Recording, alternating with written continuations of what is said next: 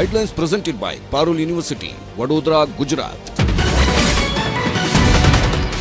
ಅಯೋಧ್ಯೆ ಹೋರಾಟಗಾರರ ಬಂಧನಕ್ಕೆ ಆಕ್ರೋಶ. ಇಂದು ರಾಜ್ಯದಾದ್ಯಂತ ಬಿಜೆಪಿ ಪ್ರತಿಭಟನೆ. ಹುಬ್ಬಳ್ಳಿಯಲ್ಲಿ ಅಶೋಕ್, ಬೆಂಗಳೂರಲ್ಲಿ ವಿಜೇಂದ್ರ ನೇತೃತ್ವದಲ್ಲಿ ಹೋರಾಟ. ಹುಬ್ಬಳ್ಳಿಯಲ್ಲಿ ಕರಸೇವಕ ಶ್ರೀಕಾಂತ್ ಪೂಜಾರಿ ಬಂಧನ. ಇಂದು ಧಾರವಾಡ ಕೋರ್ಟ್ನಲ್ಲಿ ಬೇಲ್ ಅರ್ಜಿ ವಿಚಾರಣೆ. ವಯಸ್ಸು, ಅನಾರೋಗ್ಯದ ಕಾರಣಕ್ಕೆ ಜಾಮೀನು ಸಾಧ್ಯತೆ. ವಿದ್ಯುತ್ ವೈರ್ ತುಂಡಾಗುವಂತೆ ಬಸ್ ಚಾಲನೆ ಮಾಡಿದ ಆರೋಪ. ಕೊಪ್ಪಳದ ಅಂಜನಾದ್ರಿಯಲ್ಲಿ ಗಲಾಟೆ. ಉತ್ತರ ಪ್ರದೇಶದ ಭಕ್ತರು ಸ್ಥಳೀಯರ ನಡುವೆ ವಾಗ್ವಾದ. ಚಿತ್ರದುರ್ಗದಲ್ಲಿ 5 ಸಾವಿನ ಕೇಸ್ಗೆ ಟ್ವಿಸ್ಟ್. ಮನೆ ಬಾಗಿಲ ಬಳಿ ರಕ್ತದಲ್ಲಿ ಬರೆದ ಹಸ್ತದ ಗುರುತು ಪತ್ತೆ. ಎಸಿ ಆನ್ ಮಾಡಿದ್ರಿಂದ ಬರಲಿಲ್ವಾ ಮೃತದೇಹಗಳ ವಾಸನೆ. ವರ್ಷದ ಆರಂಭದಲ್ಲೇ ಜಪಾನ್ನಲ್ಲಿ ಮೇಲಿಂದ ಮೇಲೆ ದುರಂತ. ನಿನ್ನೆ ವಿಮಾನ ಹೊತ್ತಿ ಉರಿದು 5 ಸಾವು. ಭೂಕಂಪನದಿಂದ ಮೃತರ ಸಂಖ್ಯೆ 57ಕ್ಕೆ ಏರಿಕೆ.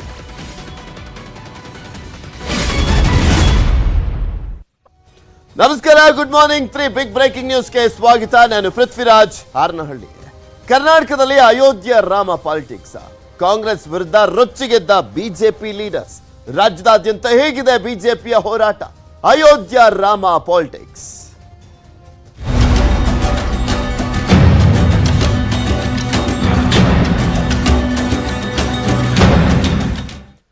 ರಾಜ್ಯದಲ್ಲಿ ಜೋರಾಗ್ತಾ ಇದೆ ಅಯೋಧ್ಯೆ ರಾಮ ಪಾಲಿಟಿಕ್ಸ್.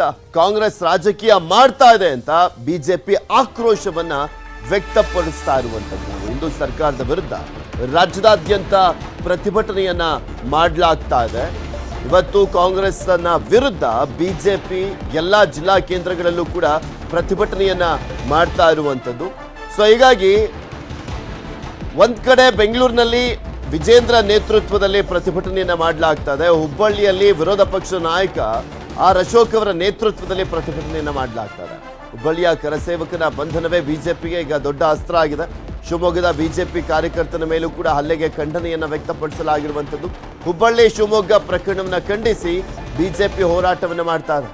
ಬೆಂಗಳೂರಿನಲ್ಲಿ ರಾಜ್ಯಾಧ್ಯಕ್ಷ ವಿಜೇಂದ್ರ ಅವರು ಈ ಪ್ರತಿಭಟನೆಯ ನೇತೃತ್ವವನ್ನು ವಹಿಸಿಕೊಳ್ತಾ ಇದ್ದಾರೆ. ಇನ್ನು ಹುಬ್ಬಳ್ಳಿಯಲ್ಲಿ ರಾಮ ಭಕ್ತರನ್ನ ಅರೆಸ್ಟ್ ಮಾಡಲಾಗಿರುವಂತಹ ಹಿನ್ನೆಲೆಯಲ್ಲಿ ಅಲ್ಲಿಗೆ ವಿರೋಧ ಪಕ್ಷದ ನಾಯಕ ಅಶೋಕ್ ಅವರು ಪ್ರತಿಭಟನೆಯ ನೇತೃತ್ವವನ್ನು ವಹಿಸಿಕೊಂಡು ಅಲ್ಲಿ ಪ್ರತಿಭಟನೆಯನ್ನ ಮಾಡ್ತಾ ಇದ್ದಾರೆ. ಎಲ್ಲಾ ಜಿಲ್ಲಾ ಕೇಂದ್ರಗಳಲ್ಲೂ ಕೂಡ ಇವತ್ತು ಹೋರಾಟವನ್ನ ಮಾಡುವಂತ ನಿಟ್ಟಿನಲ್ಲಿ ಕರೆಯನ್ನ ಕೊಟ್ಟಿದ್ರು ಬಿಜೆಪಿ ರಾಜ್ಯಾಧ್ಯಕ್ಷ. ಸೊ ಹೀಗಾಗಿ ಎಲ್ಲ ಬಿಜೆಪಿ ಘಟಕದಿಂದಲೂ ಕೂಡ ಜಿಲ್ಲಾ ಕೇಂದ್ರಗಳಲ್ಲಿ ಪ್ರತಿಭಟನೆಯನ್ನ